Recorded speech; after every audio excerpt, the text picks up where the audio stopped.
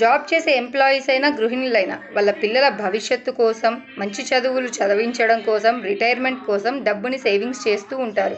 అయితే ఎక్కువగా ఇతరుల మాటలకి ఇన్ఫ్లుయెన్స్ అయిపోయి ఎక్కువ రిటర్న్స్ రావాలి అనే ఉద్దేశంతో సరైన అనాలిసిస్ అనేది లేకుండా వాళ్ళ మనీని తీసుకెళ్ళి మార్కెట్లో ఇన్వెస్ట్ చేసేవాళ్ళు కొంతమంది ఉంటే, ఇక స్టూడెంట్స్ అయితే కనుక ఇన్స్టెంట్గా మనీ రావాలి, సో లగ్జరీగా ఉండాలి, ఇతరులతో కంపేర్ చేసుకొని సో లగ్జరీ ఐటమ్స్ అనేది యూస్ చేయాలి, ఇలాంటి సరైన ఆలోచన విధానం లేకుండా సో ఇన్స్టెంట్ మనీ కోసం బెట్టింగ్ యాప్స్లో గేమ్స్ ఆడి మనీని పోగొడుతూ ఉంటారు.